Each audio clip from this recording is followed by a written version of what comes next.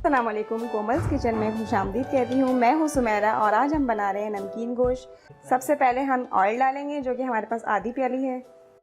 ये आधी प्याज हमने इसमें डाल दी है। अब हम इसे थोड़ा सा फ्राई कर लेंगे, थोड़ी हल्की ब्राउन करनी है बस।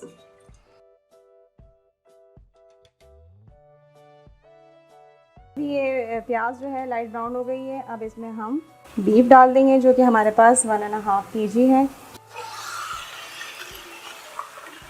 इसको हम फ्राई करेंगे, फ्लेम थोड़ी स्लो कर देंगे।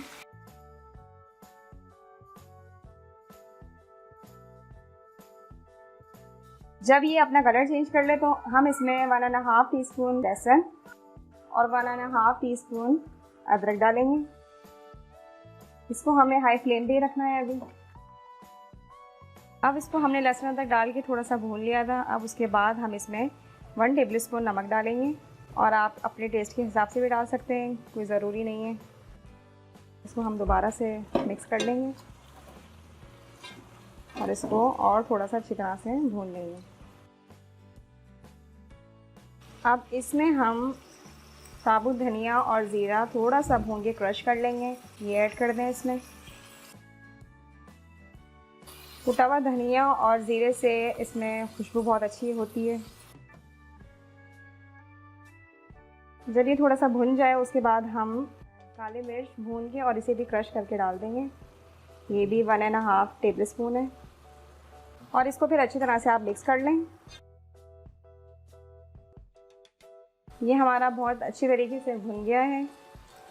अब हम इसमें इतना पानी ऐड करेंगे कि ये गल जाए। तकरीबन मैं 4 गिलास ऐड करूँगी इसमें।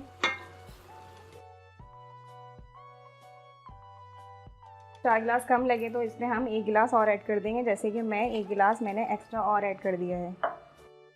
अब इसको हम कवर कर देंगे और ये हाई फ्लेम पे जब तक पकाना है जब तक हमारा गोश्त गल ना जाए।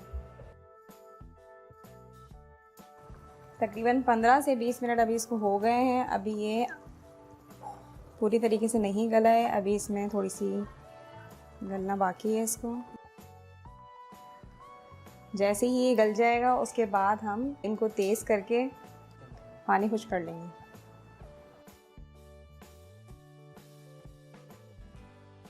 अभी हमारा गोश्त गल चुका है। अब हम अगर आप चाहें तो इसको ग्रेवी के साथ ऐसे ही निकाल सकते हैं। ऐसे देखें जैसे ये है, इतना पतला नहीं है, ठीक है। और अगर आप इसका पानी खुश करना चाहें तो पानी भी खुश कर सकते हैं। दोनों तरह से बहुत टेस्टी बन चुका है ये।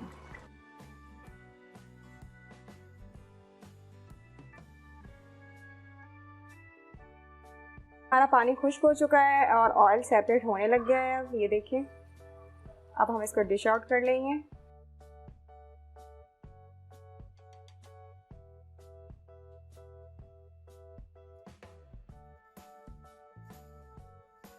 अब हम इसमें गार्निशिंग के लिए अदरक डाल देंगे और ये हमारा नमकीन गोश्त तैयार है। कोमल्स किचन को सब्सक्राइब, लाइक्स और शेयर ज़रूर करें। नेक्स्ट रेसिपी तक के लिए अल्लाह हाफ़िज़।